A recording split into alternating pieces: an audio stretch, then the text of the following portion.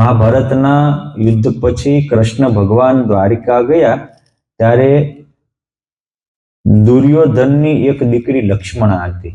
લક્ષ્મણાના લગ્ન સાંબ સાથે થયા હતા. તો કે કૃષ્ણ ભગવાનને બહુ દીકરાઓ હતા એટલે, અને દુર્યોધનની 100 ભાઈઓ હતા એટલે દીકરીઓ તો હોય જ તે. એટલે લગભગ ઘણી કૌરવ પરિવારની દીકરીઓ કૃષ્ણ ભગવાનને ત્યાં હતી.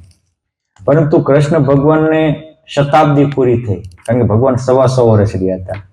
તો મહાભારતમાં એક પ્રસંગ આવે છે, 100 વર્ષ ભગવાનના થયા એ નિમિત્તે બહુ મોટો ઉત્સવ થયેલો. જે દીકરા દીકરીના જન્મદિવસ ઉજવવા ને એ આપણી ભારતીય સંસ્કૃતિ છે. કોની સંસ્કૃતિ છે? ભારતની સંસ્કૃતિ છે. આપણા ગ્રંથોમાં કેવી રીતે ભગવાન રામનો જન્મ ઉજવવો, કેવી રીતે કૃષ્ણનો ઉજવવો, કેવી રીતે હનુમાનજીનો ઉજવવો, કેવી રીતે ભીમસેનનો, અર્જુન કે યુધિષ્ઠિરનો ઉજવવો, આવી કેવી રીતે માં સીતા કે અનસુયા કે જગદંબા સતી કે વશિષ્ઠ કે વિશ્વામિત્રનો ઉજવવો, બધા જ લખાયેલા છે.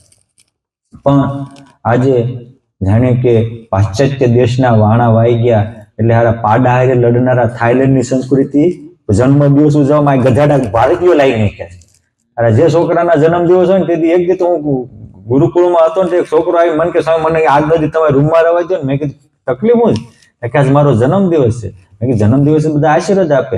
કે ના અમને બધાને મારે જ. મેં કીધું આ ગધાડાની સંસ્કૃતિ, આ ગધાડા કઈ નહીં આવ્યા? જન્મદિવસ વખતે જેનો જન્મદિવસ હોય એને આશીર્વાદ આપવાના હોય, એને પ્રેમ બળને હૂંફ આપવાની હોય, અને તમારા છોકરાઓ જન્મદિવસ કોલેજમાં ઉજવે ત્યારે એક બે બીજાને મારતા થઈ ગયા, થપાટે આવતા થઈ ગયા, અને તમે બાપા ઊંઘતા હો માવતરો. આ થાઈલેન્ડની પાડાની સંસ્કૃતિ તમારા છોકરા ઘરમાં આવી ગઈ, આરબ કન્ટ્રીની.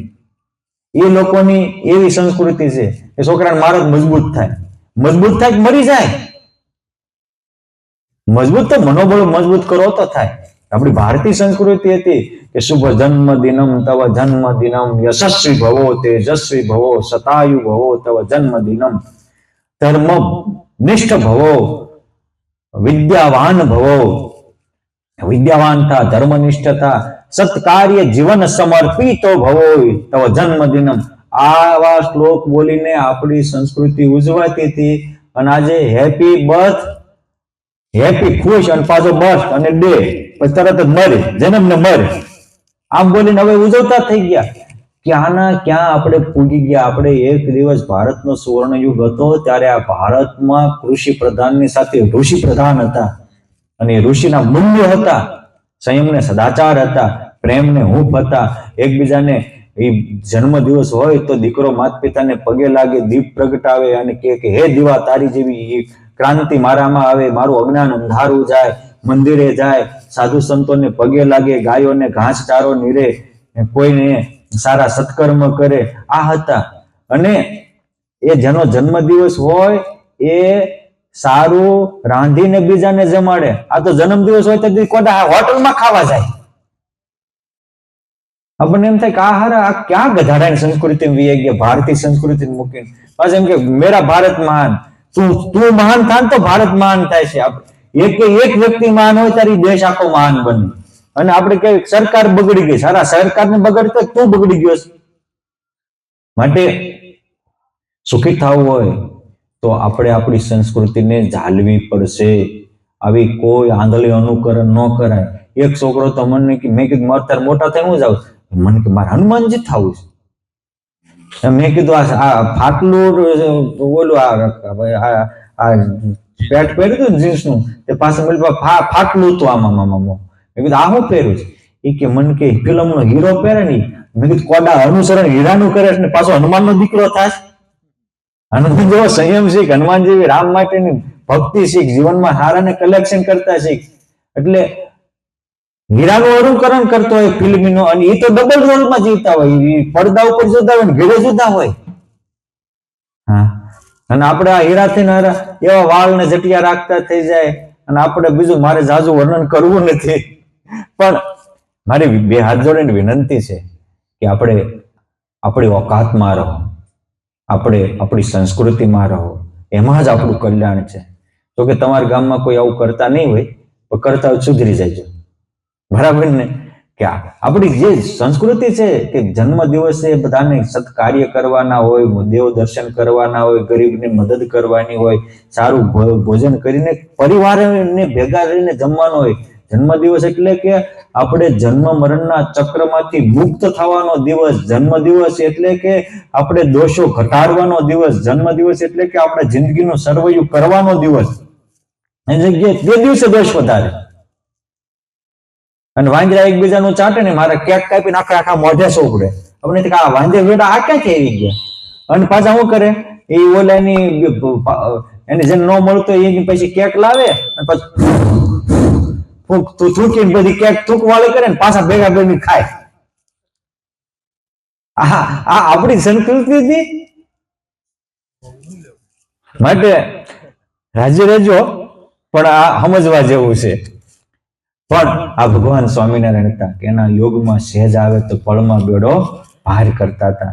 માટે આપણે સુખી થવું હોય, અહીં સ્વામી કહે છે કે ભગવાનનું તાન હતું કેવું તો કે જાણી આખા જગ તને લઈ જાવું મારે ધામ, કેડે ન રહે કોઈનું એવી હૈયે છે મારે હામ. તે સારું ભૂમિ ઉપર રાખ્યા સુખના સમાજ, અમારા અંગ સંગની વસ્તુ રાખી તમારા કલ્યાણને કાજ. ફરી ફરી ફેરો પડે એવું કરવું નથી આ વાર, સૌ જીવનો સામટો મારે કરવો છે ઉદ્ધાર. અને એ સામટા ઉદ્ધારનો પ્રસંગ આજે અહીં કરિયાણા ગામમાં થઈ રહ્યો, એટલે મારે આ ભૂમિકા થોડીક બાંધવી પડી. મીણબામાં અને કરિયાણાવાસી પ્રેમી ભક્તોના પ્રેમને આધીન થઈ પુરુષોત્તમ નારાયણ વિક્રમ સંવત 1866 ફાગણ સુદ 14 ને દિવસે અહીંયા આવ્યા. ગામના જે પ્રસાદીનો કોઠો છે અને પંચપીરની જગ્યા છે, ત્યાં 500 પરમહંસોના અને હજારો હરિભક્તોના ઉતારાની વ્યવસ્થા થઈ. ડેરા તંબુ તલાણા અને મહારાજ વાજતે ગાજતે આવ્યા ત્યારે બધા જ પુરુષોત્તમનું સન્માન કરવા ગયા. સામૈયા સ્વાગત સાથે આવ્યા, ત્યાં બધી જ ઉતારાની વ્યવસ્થા થઈ. પુરુષોત્તમ નારાયણને દાહા બાપુ અહીંયા દરબાર ગઢમાં લાવ્યા. અહીંયા પણ સભા થઈ. રાત્રિએ મહારાજ ત્યાં સુવા પધાર્યા અને મોટો ઉત્સવ કરવા પુરુષોત્તમ નારાયણ આવ્યા હતા. એટલે આજુબાજુના 40 ગામના લોકો અહીં ભેગા થયા. કેટલા ગામના? કારણ કે 40 ગામના ઓલામાં આવતા હતા ને. અને પછી બધા જ આવ્યા, સૌને જમાડ્યા. સાંજ પડી ત્યારે હોળી પ્રગટી. આઈ થિંક ધાર ઉપર હોળી પ્રગટી, કોઠોરિયો ત્યાં પ્રગટાવી હતી. મહારાજ નીચે હતા, એ હોળી પ્રગટાવી નદીના કાંઠે. આમાં તો લખ્યું છે કે મહારાજે ઉતાસણીના દિવસે સાંજ વખતે નદીના કાંઠે કોઠો છે એનાથી ઉગમણી તરફ સભા કરીને બેઠા હતા. કોઠાની ઉગમણી તરફ મહારાજ સભા કરીને બેઠા હતા. અને સંધ્યા આરતી થઈ પછી શ્રીજી મહારાજે થોડી વાર ઉભા ધૂન કરાવી અને પછી વાતો કરતા હતા. એવા વખતે આખા ગામમાંથી લોકો ઢોલ વગાડતા ગામના બહાર આવ્યા. ત્યારે મહારાજે ઉનડ ખાચરને પૂછ્યું. જોકે મીણબામાના જે પતિ હતા ઓઢા ઉનડ એટલે એના સસરા, એમનું નામ ઉનડ બાપુ હતું. અને પછી મીણબામાના આશીર્વાદથી, સંતની કૃપાથી દેહા બાપુને 5 દીકરા થયા. એમાં એમના જે નાની પત્ની હતા એમના મોટા દીકરા હતા, એનું નામ ઉનડ હતું. એટલે કે દેહા બાપુના મોટા દીકરા. આવું એની વાત આવે છે, એમના ફાધરની વાત નથી આવતી. એને ભગવાન સ્વામિનારાયણ પૂછે દેહા બાપુના દીકરાને, ઉનડ બાપુને, કે આ માણસો બધા ક્યાં જાય છે? ત્યારે એ ઉનડ બાપુ કે મહારાજ આજ હોળીનો દિવસ છે અને આ હોળી પ્રગટી છે એટલે બધા જ લોકો હોળીને પૂજવા જાય છે. ત્યારે મહારાજે મુક્તાનંદ સ્વામી સામુ જોઈને કહે છે સ્વામી આપણે હોળી જવું છે? ભગવાન હતા તોય સાધુને પૂછીને કરતા હતા. એ બતાવે છે કે તમે માણસ છો, હું ભગવાન છું તો સાધુને પૂછીને કામ કરું છું. તને થોડુંક સાધુને પૂછવાનું રાખજો. હાવ મનમુખી ન થઈ જતા. મનમુખી સદા દુઃખી ને સંતમુખી સદા સુખી. મુક્તાનંદ સ્વામી પુરુષોત્તમ નારાયણની મરજી જોઈને કહે છે કે મહારાજ જેવી આપણી મરજી હોય એવી કરો. ત્યારે બીજા સાધુ કે પણ મહારાજ આ બધા હોળી પૂજવા જાય ને ત્યારે પાછા ગાળું બોલે, અને ગાળું બોલતા હોય ને આપણે જાય તો ઉપવાસ પડે. તમે વિચાર કરો, આપણી ભારતીય ઋષિ પરંપરા કોક ભૂંડું બોલતું હોય સાંભળી જાય ને તો ઋષિમુનિઓ ઉપવાસ કરતા હતા. ત્યારે માણસને સારું બોલવાની ટેવ પડી હતી કે આપણા સંતો આપણને લઈને દુઃખી થાય એવું નથી કરવું, માટે ન જાય. ત્યારે આ સાંભળી અને ઉનડ બાપુ કે મહારાજ, જો તમારી મરજી હોય ને, ગામનો ધણી હું છું, એક હાકલ કરું, કોઈ દીકરો ગાળું બોલે તો હું છું નીચે. અને આ તો દરબાર ગામધણી હતા.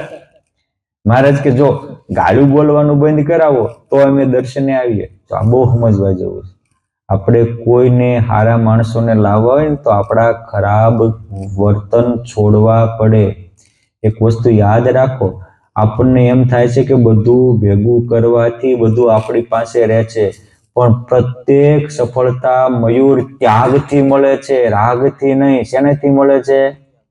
દુર્યોધને આખી જિંદગી એવું કર્યું કે મારે હસ્તિનાપુર જોયું, કોઈ પણ ભોગે મારે હસ્તિનાપુર જોયું. હસ્તિનાપુર ન આવ્યું ને કૌરવનું બીટીયું ન આવ્યું, પકડવા ગયા ત્યાં. અને પાંડવોએ ત્યાગ કર્યો તો બધું રહ્યું. અમુક સફળતા ત્યાગ કરવાથી મળે છે. તમે મોટું પકડવું હોય તો નાનું છોડવું પડે. દેહભાવ મૂકો તો બ્રહ્મભાવ પ્રગટે છે. ભગવાન રામે અધિકાર હતો છતાંય તે અયોધ્યાની ગાદી છોડીને વનમાં ગયા તો એ પુરુષોત્તમ નારાયણ રામ થઈને પાછા આવ્યા, નકર રાજા રામ રે. હા, અમે આજે જ તે સંતો સાથે બેઠા હતા અમારે વિશ્વપ્રકાશ સ્વામી, ત્યારે મેં વાત કરી. મેં કીધું જો રામ ભગવાન ધરતી ઉપર 11,000 વર્ષ સુધી રહ્યા એવું રામાયણનો મત છે. એમાં ભગવાન 24 વર્ષ સુધી નાના બાળપણ હતા એટલે એનો બાળકાંડ થયો. પછી 14 વર્ષ વનમાં ગયા. તો એ વનમાં ગયા એમાં વનકાંડ, કિષ્કંધાકાંડ, સુંદરકાંડ, લંકાકાંડ ને યુદ્ધકાંડ 5 કાંડ થયા. અને પછી ભગવાન 10,940 વર્ષ જેટલું રહ્યા એનો ખાલી ઉત્તરકાંડ જ થયો. સંઘર્ષ છે ને એ માણસને જેટલી પ્રેરણા આપે છે એવું બીજું કોઈ નથી આપતું. અને રામાયણમાંથી ખાલી 14 વર્ષ રામના વનવાસના કાઢ નાખો તો રામાયણ બચે હું? રામાયણમાં બચે હું? આપણે અમુક સંઘર્ષથી ડરીએ છીએ પ્રતાપસિંહભાઈ, પણ ના, એ જ આપણને તેજસ્વી બનાવે છે, એ જ યશસ્વી બનાવે છે. આજે રામની કીર્તિ રાવણ હારે લડાઈ એમાં છે. રામની કીર્તિ વનમાં ગયા અને ભીલોને ગળે લગાડ્યા એમાં છે. માટે મારે તે કેવું છે કે એ છોડ્યું તો આટલી કીર્તિ મળીને અયોધ્યાનું રાજ પણ મળ્યું. માટે કાંઈક મોટું જોતું હોય તો નાનું છોડવું તો પડે. આ કીધું કે ભગવાનને લઈ જાવ તો ગાડી બોલતા બંધ કરાવો. એ આવનાર બાપુ કે મહારાજ ચિંતા કરતા નહીં, કોઈની તાકાત નથી કે હું ઉભો ને ગાડી બોલે. આપણી એક પ્રતિભા હોવી પડે. કોઈ ચેન ચાળા કરતા ને આપણે જઈને ઉભા રહીએ ને તો એ બંધ થઈ જવા પડે. એને ખબર જ પડ્યું કે આ છે ગાડું નહીં બોલાય. આ હોય તો બીડિયું ન પીવાય. એમાં સાધુ નીકળીએ ને તો અમુક બીડિયું પીતા હોય ને ઓલા કરતા ઠૂંઠા ઓલવી જ નાખે. આપણી તાકાત હોવી પડે, ઓકાત હોવી પડે. અમે નાના ભણતા હતા અને અમે ભણતા એ વખતે તે બજારે બધા યુવકો કિશોરો રમવા નીકળે, અમે જઈને ઉભા રહીએ ને એટલે છોકરાઓ ગાડી બોલતા બંધ થઈ જાય. નાનપણથી પ્રભાવ હોવી જોઈએ આપણી. આપણે એમાં ભળી જતા હોઈએ તો આપણામાં એમાં બીજા ફેર હું. એટલે અમુક વસ્તુ આપણે સમજવાની હોય છે અને ન સમજીએ તો દુઃખી થાય. જયારે ગાડી બોલવાનું બંધ કીધું મારે કે મગાવો ઘોડો, અને ઘોડો આવ્યો એટલે તરત જ એ ઘોડેસવાર થયા. આગળ બ્રહ્માનંદ સ્વામી, મુક્તાનંદ સ્વામી, પ્રેમાનંદ સ્વામી કીર્તન બોલતા હતા કે હાલો રંગોત્સવ રમવા, આજ પુરુષોત્તમને ગમવા, ચાલો રંગોત્સવ રમવા. આમ કીર્તન બોલતા જાય, હાલતા જાય. અને જેવા એ હોળીની નજીક ગયા અને ઉનડ બાપુએ હાકલ મારી, ખબરદાર! બધા ચૂપ, હાથ જોડી ઉભા રહી ગયા. ગાળું બોલવાનું બંધ થયું. ઉતાસની પ્રગટી થઈ. હવે મહારાજ કોઠે બેઠા હતા અને એ વખતે હોળી પ્રગટીને ગામ આખું બહાર આવ્યું. એટલે ભાઈ કોઠા પાસે જ બેઠા હોય તો કોઠે તો મહારાજ બેઠા હતા. એટલે આઈ થિંક કોઠાથી નીચે આવ્યા છે, ઘોડેસવાર થયા ને ત્યાં ગયા છે. આ એવું બતાવે છે મૂળ ગ્રંથ એ વખતનો લખાયેલો કે મહારાજ ત્યાં કોઠે બેઠા હતા સભા કરીને, કીર્તન ગાતા હતા અને હોળી પ્રગટી. એટલે કદાચ ધારે પ્રગટી હોય, ક્યાં પ્રગટી હોય? એ જોવું પડશે, પાકું સ્થળ. પણ અહીંયા ત્યાં ગયા એટલે મારે જે ત્યાં જઈ અને આગેવાન ભક્તોને પૂછ્યું કે આ હોળી પ્રગટે ત્યારે માણસો ત્યાં જઈને શું કરે? ત્યારે લોકોએ કહ્યું કે મહારાજ હાથમાં પાણીનો લોટો લે, પછી એને ધારાવાળી દઈ અને 4 ફેરા ફરે અને પછી એમાં શ્રીફળ હોમે. આવું કરે તો એને હોળીને પૂજી કહેવાય. ત્યારે સ્વામિનારાયણ ભગવાન કહે છે કે ઓહ, તો લાવ મારે એ કરવું છે. પછી શ્રીજી મહારાજ હાથમાં લોટો લઈ હોળીને 4 ફરતા સ્વામિનારાયણ સ્વામિનારાયણ સ્વામિનારાયણ હું કરતા કરતા ફેરાતા? સ્વામિનારાયણ હું બોલતા બોલતા ફેરાતા? સ્વામિનારાયણ સ્વામિનારાયણ સ્વામિનારાયણ આમ બોલતા બોલતા 500 પરમહંસો ફર્યા અને હાથમાં શ્રીફળ હતું. પછી મહારાજે એવી રીતે 4 પ્રદક્ષિણા કરી અને હોળીમાં પ્રગટાવેલી હતી એટલે એમાં શ્રીફળ નાખ્યું. બધા સંતો પણ 4 પ્રદક્ષિણા ફરી. પછી મહારાજ ત્યાં થોડે દૂર જ બેઠા અને સંતોએ કીર્તન બોલ્યા અને પછી ત્યાંથી પાછા ઘોડેસવાર થઈને કોઠે આવ્યા. ઘોડેસવાર થઈને હોળી આવ્યા હતા અને ઘોડેસવાર થઈને પાછા કોઠે ગયા. પછી મહારાજ ત્યાં સભા થઈને બેઠા. પછી મહારાજે મુક્તાનંદ સ્વામી પૂછ્યું કે સ્વામી આપણે આજ હોળી ગયા હતા, શું કામ ગયા ખ્યાલ છે? મુક્તાનંદ સ્વામી કે ના મહારાજ, અમને શું ખબર પડે, તમે ગયા, તમારામાં તો હજારો કામ અને હજારો હેતુ હોય તમારા માટે, તમે જ કહો તો અમને ખ્યાલ આવે. ત્યારે મહારાજ કે સ્વામી સાંભળો, હિરણાકંશનો પક્ષ રાખીને એની બેન હોળી પ્રહલાદને હેરાન કરતી હતી. હંમેશા પક્ષ સારાનો રખાય, ખોટાનો ન રખાય. એટલે હોલિકાને વરદાન હતું કે અગ્નિએ ચાદર આપી હતી, ચાદર ઓઢે તો એ બળે નહીં, પરંતુ ભક્તને બાળવા એ પ્રહલાદને ખોળામાં લઈને બેઠી ત્યારે વરુણ દેવે સાથ આપ્યો. એટલે એ જે અગ્નિદેવની વરદાન વાળી હાડી હતી એ પ્રહલાદને ઓઢાડાઈ ગઈ અને પ્રહલાદ બચી ગયો અને હોલિકા હળગી ગઈ. અને લોકો જેમ કે પ્રહલાદ હળગે છે, કોઈ છોકરો રોતો હોય ને એટલે ના સાંભળે ને એટલે હોળીઓ બોલાવેલો, હોળીમાં હોળીમાં હોળીમાં, પણ હોળીની જ હોળી થઈ ગઈ અને પ્રહલાદ તો જીવતો નીકળ્યો. મહારાજ સ્વામિનારાયણ ભગવાન આનું રહસ્ય સંભળાવે છે કે સાંભળો, આ હોળીનું રહસ્ય શું? તો કે આપણા આત્મામાં જ પ્રહલાદ છે, આપણા આત્મામાં જ મયુર હિરણાકંશ છે, આપણામાં જ છે. આપણે બીજાને હેરાન કરવી એટલે આપણામાં હિરણાકંશ આવ્યો અને આપણે બીજાને મદદરૂપ થવી એટલે આપણા પ્રહલાદ પ્રગટ થયો. આપણા પુરાણોની કથા છે એ એક એક જીવને સમજવાની કથા છે અને એમાં હોળી એટલે કામ ક્રોધ, એ કામ અને ક્રોધ માણસને દજાડે છે, પછી ટેન્શનમાં અને તણાવમાં લાવી દે. આ હોળી પ્રગટે છે. એ હોળી પ્રગટતી હોય ત્યારે સંતોષ અને ભક્તિ પ્રેમ એ હોળીને ઠારે છે. એટલે ભક્તિ ને વિરક્તિની ચાદર ઓઢે તો એના હૈયામાંથી હોળી ઓલવાઈ જાય છે. અને જો અહમ ને આસક્તિની આધીન થાય તો એના વરદાન હોય દેવોના એ ખોટા થાય, માણસ મરી જાય છે. અને મરી જાય પછી કેદું તરતો નથી. અહમને આસક્તિને આધીન થયો, વાસનાને વિકારને આધીન થયો, વ્યસન અને વ્યભિચારને આધીન થયો અને મરે તો એને યુગો સુધી ભટકવું પડે છે અને જ્યાં ત્યાં લટકવું પડે છે.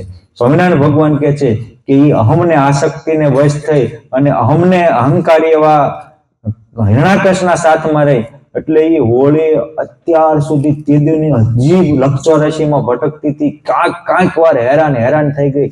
આ વખતે અમે આવ્યા ત્યારે એ અમને પ્રાર્થના કરવા આવી હતી કે અમારું કલ્યાણ કરો.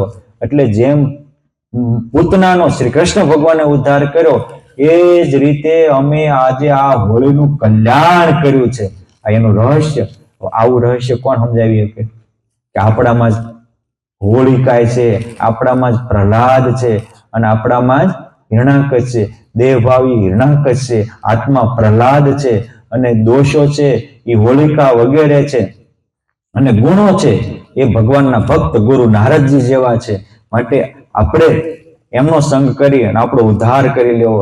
સ્વામિનારાયણ ભગવાન કહે છે, સાંભળો સંતો, આપણે ગયા હતા કરવા હોલિકાનું કલ્યાણ, તમે સાધુ પ્રદક્ષિણા ફર્યા તેથી પામી તે મોક્ષ નિધાન.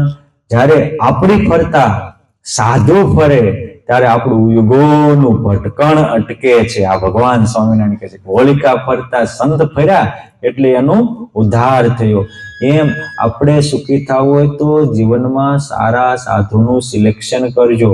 અનેક તર્ક વિતર્કથી ભરેલો નરેન્દ્ર, 7 ભાષાનો જાણનારો નરેન્દ્ર, પણ રામકૃષ્ણ પરમહંસને સિલેક્શન કર્યા તે ભારતીય સંસ્કૃતિનો દુનિયામાં ડંકો વગાડનાર સ્વામી વિવેકાનંદ થયા.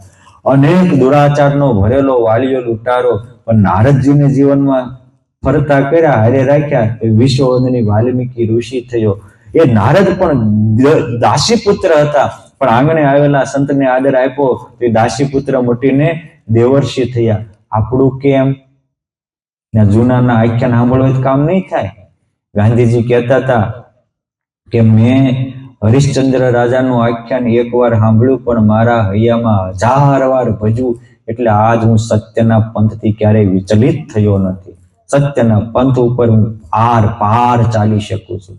એમ આપણે આ હોલિકાનું વાત એકવાર આજ કહીએ, 1000 વાર હૈયામાં ભજવશું ત્યારે આપણામાં પ્રહલાદત્વ પ્રગટ થશે, હનુમાનત્વ પ્રગટ થશે અને આપણો આત્માનો પણ ઉદ્ધાર થાય છે. ભગવાન કહે છે પ્રહલાદને ખોળામાં બેસીને બાઈ મળતી તે દીની રગડતી હતી, આજ અમે કલ્યાણ કર્યું.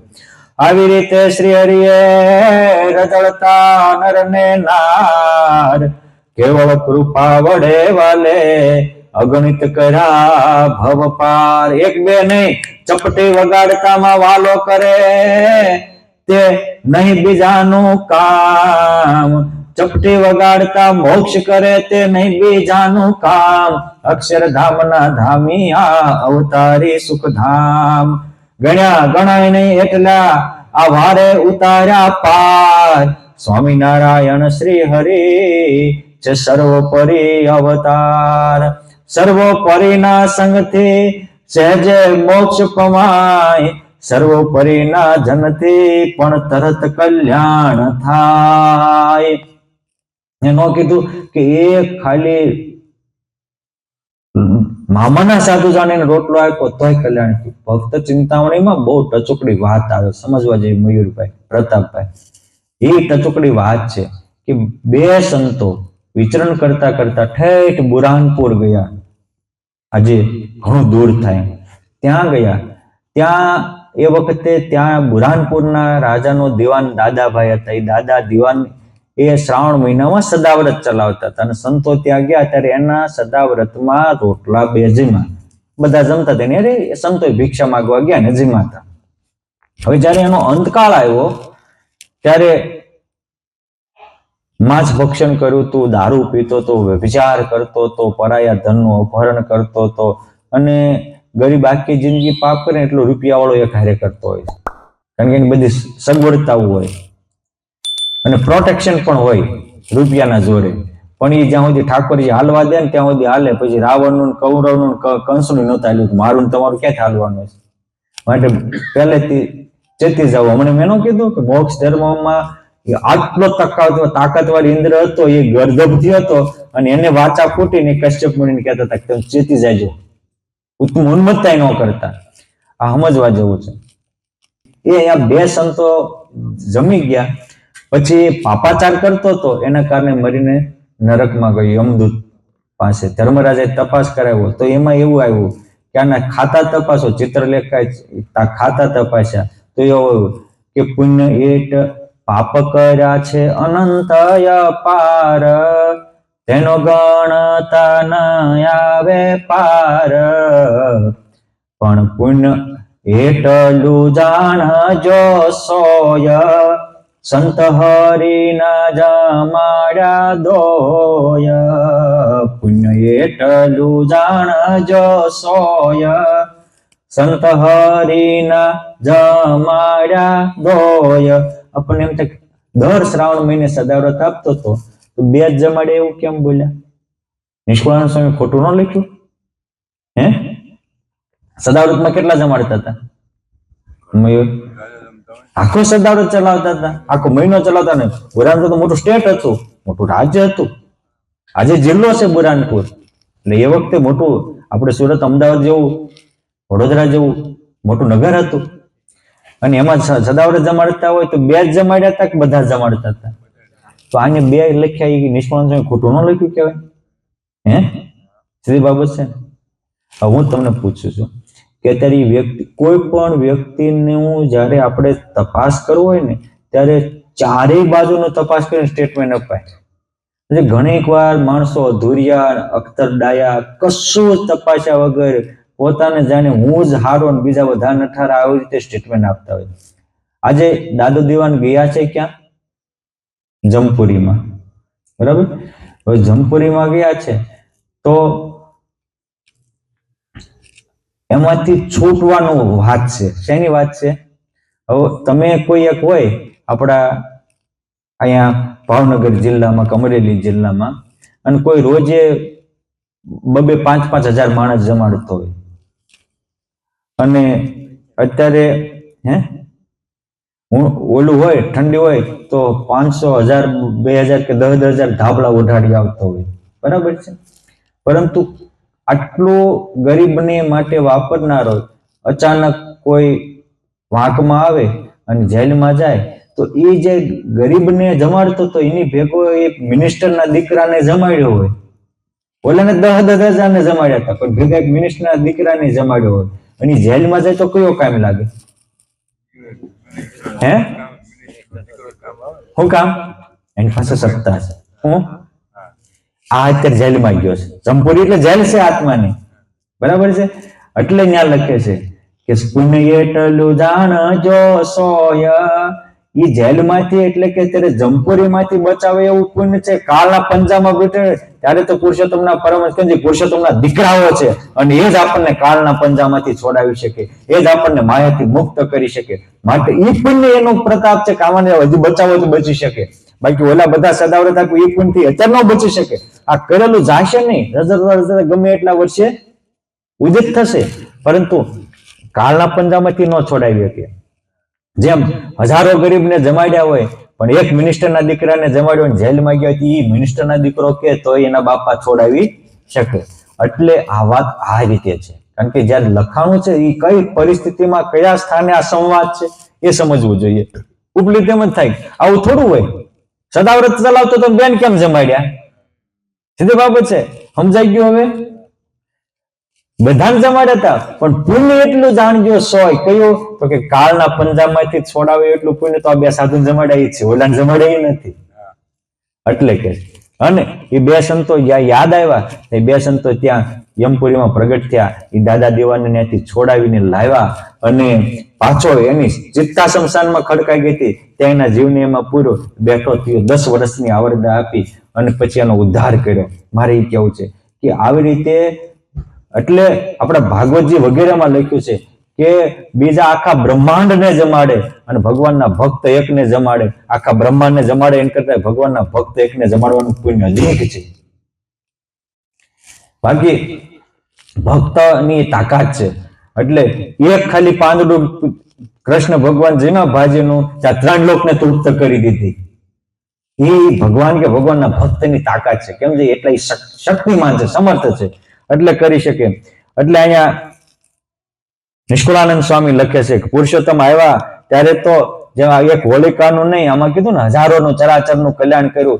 એક ગોપાળાનંદ સ્વામી ધોળકામાં જાય 300-400 ભૂત થયા હોય. જગન્નાથ પંડિત હતો છોકરો મરી ગયો એની વાય એમ મારો છોકરો પંડિત હતો તે મરી ગયો, મરીને ભૂત થયો અને 300 ભૂત કર્યા હતા. પણ એ ગોપાળાનંદ સ્વામી ત્યાં જાય અને આમ ભગવાનનું નામ લઈને પાણી છાંટે 300 ભૂતનો પળમાં બેડો પાર કરે.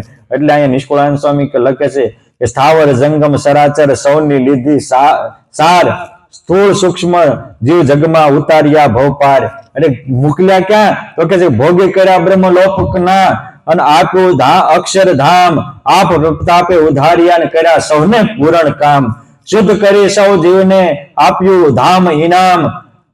કોટ ઉઘાડ્યા કલ્યાણના ભાગ્યના ખોલ્યા ભંડાર.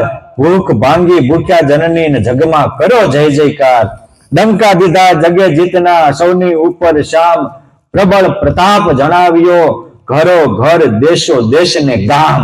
આ ભગવાન સ્વામિનારાયણ છે. એટલે કે છે કે સ્વામી નારાયણ સૌને નક્કી લેવાયું નામ, ભજન કરાયા ભવમાં આપ્યું અક્ષરધામ. સંભળાવ્યું વળી શ્રવણે સહજાનંદ નામ સોય, કેશે સુણશે એ નામને તેને દુઃખ ક્યારેય ન હોય.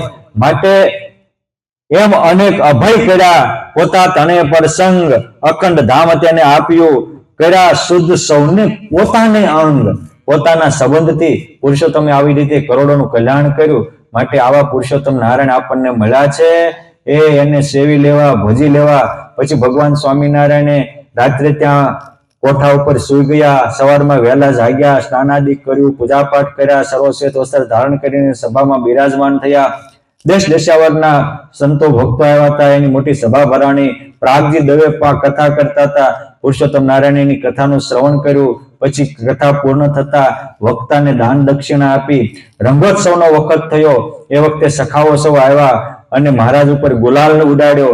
અને પછી મહારાજે કહ્યું કે હરે રંગોત્સવની તૈયારી કરો, અને રંગોત્સવ ઉડાડવા માંડ્યા. ત્યાં ઉડાડ્યો વાલે ગુલાલ, સર્વે સખા કર્યા રંગે લાલ. વળી કરે ધૂન વાજે તાળી વાજે, લોક લાજ વાળા જોઈ લાજે. તાળી પાડી ધૂન કરતા જે લાજ વાળા હોય એ તાળી નથી પાડતા, પણ કે છે કે એ ધૂન એવી થઈ કે આકાશ આખું ગાજવા લાગ્યું. ગાવત હે હોરે ગિરધારે કરિયાણા में, गावत है होरे गिरधारी. तब गावे हरे जन दय तारे करियाणा में, होरे गावत गिरधारी. तन रंगे अति अंतरयो मांगे, होरी रमे गिरधारी. हरिधन रंजिता भय हरे संगे, हरिधन रंजिता भय हरे संगे. गावत होरे गिरधारी. આવી રીતે બ્રહ્માનંદ સ્વામીએ કીર્તનો ગાયા અને પુરુષોત્તમ નારાયણે અલૌકિક રંગોત્સવ કર્યો. પ્રગટ પુરુષોત્તમજીએ રંગોત્સવ કર્યા અપાર, માયાનો રંગ ઉતાર્યો, નિજ રંગે પમાડ્યા પાર. એવા રંગમાં રોળ્યા ને ધોયા વાસનાના મળ, સહેજે વાલે આપ્યું પોતાનું સુખ અચળ. પૂર્વે મોટા તપસ્વીઓએ તપ તપાતા ઘણાય, પણ આવું સુખ પ્રગટનું પામ્યા નહોતા તે કાંઈ. આજે તો અઢળ ઢળ્યો અલ બેલડો અને કરાવી લીલા લહેર. અહો મારા વાલમાએ કેવી કરી છે મોટી મેર. દુખડા લેવા ઉતાવળો અને સુખડા દીધાની ટેવ, સર્વોપરી છે શ્રી હરિ પ્રગટ દેવાધી દેવ. આ દુખડા લેવા અને સુખડા આપવા સહજાનંદ પ્રગટ થયા હતા. સમજવા માટે અવની ઉપર આમ તો 10 કે 24 અવતારો કયા છે. જોકે આપણા ગ્રંથોમાં એવા કોઈ નામ મૂળ ગ્રંથોમાં વ્યાસ ભગવાનને કરેલા નથી, પરંતુ એક સંત જયદેવ થયા, એને ગીત ગોવિંદ નામની કૃતિની રચના કરી અને એ ગીત ગોવિંદમાં એને 10 અવતારની સ્તુતિ કરી. એટલે આપણા લોકો એવું માનવા માંડ્યા કે 10 અવતાર થયા છે. બાકી ભગવાન ગીતામાં સ્પષ્ટ લખે છે કે સંભવામી યુગે યુગે. તો એક ચોકડીમાં 1000 યુગ હોય અને એક યુગે પ્રગટ થાય તો એક ચોકડીમાં 4000 થાય. એમાં ક્યાં 24 ને 10 ને ઓલું ઠેરાવવું. અને ભગવાનને રામાયણમાં પણ કહ્યું કે જબ જબ હોત ધર્મ કી હાનિ, બાઢત અસુર અતિ અભિમાની, તબ તબ પ્રગટ ભયે અવિનાશી. જયારે જયારે અધર્મ વ્યાપે અને ધર્મની હાનિ થાય ત્યારે ભગવાન પ્રગટ થાય છે. એટલે એવું કોઈ નથી કે એટલા જ અવતાર થાય, પણ બધે અવતારો થયા, એ બધા અવતારો વંદન કરવા યોગ્ય છે. પરંતુ સુખડા દેવા ઉતાવળો અને દુખડા ટાળવાની ટેવ, આવા કેટલા. કોકના પ્રારબ્ધ બદલવા એ છોકરાના ખેલ નથી. શ્રવણના માતા પિતાએ દશરથ રાજાને શાપ આપ્યો, એ પાણી ભરતા અને દશરથ રાજાએ શબ્દવેદી બાણ છોડ્યું અને શ્રવણનું મોત થયું. એના માતા પિતાએ શાપ આપ્યો કે દશરથ તારે દીકરા 4 થાય છે પણ અંતે કોઈ હાજર નહીં થાય. જો કર્મ લાગ્યું, પ્રારબ્ધ થયું, અને એ પ્રારબ્ધને કારણે દશરથ રાજા ટળવળીને પુત્ર વિયોગી મૃત્યુ પામ્યા. નથી બદલું પ્રારબ્ધ. ઋષભદેવ ભગવાનના દીકરા હતા અને એને તે પૂર્વે મૃગલીના બચ્ચાને રમાડવાનું રહી ગયું હતું, તે પ્રારબ્ધ એને આડું આવ્યું અને મૃગલીનું બચ્ચું થયા. કૃષ્ણ ભગવાનના દીકરાઓ હતા પણ સુરાસુંદરીમાં ફસાયા તો એ બધા યાદવાસ્થળી કરીને ભગવાનને નાશ કર્યા. એનું પ્રારબ્ધ ભગવાનને ફેરવું નથી. એ આપણા પુરાણોમાં પ્રસિદ્ધ વાતો છે. પણ એ અવતારી પુરુષોત્તમ નારાયણ કે જેના આપણે આશ્રિત છીએ, એને જયારે જેતપુરમાં ગાદીએ બેઠા ત્યારે એક સાથે એને કીધું કે મારો આશ્રિત થાય એ અન્ન વસ્ત્રે કરીને દુખીઓ ન થાય, મારો આશ્રિત થાય એને 1000 વીંછીની કરોડ વીંછીની વેદનાનું દુઃખ હોય એને ન આવે, એ મને આવે, મારો આશ્રિત સુખી થાય. આજે એને વરદાન આપ્યા છે. આજે ઘણા કહેતા હોય છે કે સ્વામિનારાયણ સુખિયા બહુ, બાપ એનો ધણી સુખી છે એટલે એ સુખિયા છે. એના ધણીએ વિના દુઃખ પોતાની માથે લઈ લીધા એટલે એના આશ્રિત સુખિયા થાય. આજે જો કોઈની એક તટસ્થ ભાવે સમજવા જેવા કે આપણા ભારતીય સંસ્કૃતિ એ તો મંદિરોની, દેવોની અને ધર્મની સંસ્કૃતિ છે અને આપણે બધા જ મંદિરે જતા હોઈએ. માતાજીના મંદિર હોય, ભોળાનાથના મંદિર હોય, બીજા અવતારોના મંદિર હોય, તમે મંદિરની બહાર નીકળો ને ત્યારે માંગણની હાર હોય. જોઈ શક નથી જોઈ? અને ઘણી વાર માગવા આવતા હોય ને તો કોઈ માતાજીની મૂર્તિ કે XYZ લઈને આવતા હોય. સ્વામિનારાયણના મંદિર પાસે જોઈજો કોઈ નહીં બેઠો હોય. કેમ છે? સ્વામિનારાયણ સુખી બહુ. અરે એના મંદિર પાસે બે ને એને ભીખ માંગવાનું ન રહેવા દે એવો ભીગો ધણી છે. હા, સમજવા જેવો પોઈન્ટ છે. હું બોલું છું અને તમે સાંભળો છો એવું છે કે રિયાલિટી છે? હે, વાસ્તવિકતા છે ને. એ શ્રીજી મહારાજના આશ્રિત ને ભગવાનને કોલ આપ્યો છે. અહીં બોલે છે વેલાલજી મહારાજ લખે છે, દુખડા લેવા ઉતાવળો ને સુખડા દીધ્યાની ટેવ સર્વોપરી છે શ્રી હરિને પ્રગટ દેવાધી દેવ. માટે આવા પુરુષોત્તમ નારાયણને ભજીને જિંદગીને સુધારી લેજો. રંગોત્સવમાં ભક્તોને અપાર સુખડા આપી પુરુષોત્તમ નારાયણ વાજતે ગાજતે કાળુભાર નદીમાં નાવા ગયા. સ્નાન કરીને પછી દાહ ખાચરના પુત્ર, મોટા પુત્ર ઉનડ ખાચરે પુરુષોત્તમ નારાયણને સાથે રાખીને પૂજન કર્યું. અને એ વખતે પાછો જામો સોનેરી ને સુરવાળ, કડા સોનેરી કર્મા વિશાળ, એહા પોશાક લઈને મુનિશ. આ સોનેરી સુરવાળ, સોનેરી જામો અને હોનેરી કડા અહીંયા દા બાપુએ પૂજા કરી હતી. એ પૂજનારા એવા અને પૂજાનારા પુરુષોત્તમ દિલાવર દિલના સહજાનંદ એવા, જેવો આવો હોનેરી પોશાક ને હોનેરી જામો મેં હવાલે કીધું હતું કે એ વખતે 1 રૂપિયાનું 4 મીટર કાપડ મળતું હતું. ત્યારે આ સોનેરી સુરવાળ જરકશિયા જામા એ 350 થી 700 રૂપિયાનું મીટર મળતું હતું. આટલો મોંઘો કાપડ પહેરાવ્યું, તરત જ પુરુષોત્તમ નારાયણે પહેરી અને અલૈયા ખાચરને બક્ષિસ આપી દીધા. લેનારો એવો ને દેનારો એવો, એટલે કહું છું કે આ બધી અલૌકિકતા છે. એ પોશાક લઈને મુનિશ, અલૈયાને આપો બક્ષિસ. કહ્યું એ જ સદા અંગે ધરજો, દેવા ઉપદેશ દેશમાં ફરજો. થઈ ત્યાં તો રસોય તૈયાર, જયમાં ધુકતીથી જગત કીર્તાર. પ્રભુ પીરસી જમાડ્યા સંત, જયમાં સંત હરિજન અત્યંત. કેટલા જયમાં? અનંત. 2, 5, 100 નહીં. પ્રભુ પીરસી જમાડ્યા સંત, જેમાં હરિજન પણ ત્યાં અનંત. એટલે હજારોની સંખ્યામાં બધાને જમાડ્યા. અને હું જમાડ્યું તું? મોતિયા લાડુ, જલેબી, મંચુરીના લાડુ, ગોટા ચટણી. આ મંચુરિયન નું હતું. હા હા હા. ફર્યા પંગતમાં 5 વાર, જમાડ્યા કરી અતિશય પ્યાર. પાછા પુરુષોત્તમ નારાયણ કેટલી વાર ફર્યા પંક્તિમાં? 5 વાર. આપણે 1 વાર નથી ફરતા. આવી રીતે બધાને જમાડીને તૃપ્ત કર્યા. અને પછી પુરુષોત્તમ નારાયણે આ કરિયાણામાં જય જયકાર કર્યો. બોલો શ્રી સહજાનંદ સ્વામી મહારાજની જય, શ્રી હરિકૃષ્ણ મહારાજની જય. આ રીતે કરિયાણાના રંગોત્સવની લીલા આપણે કરી.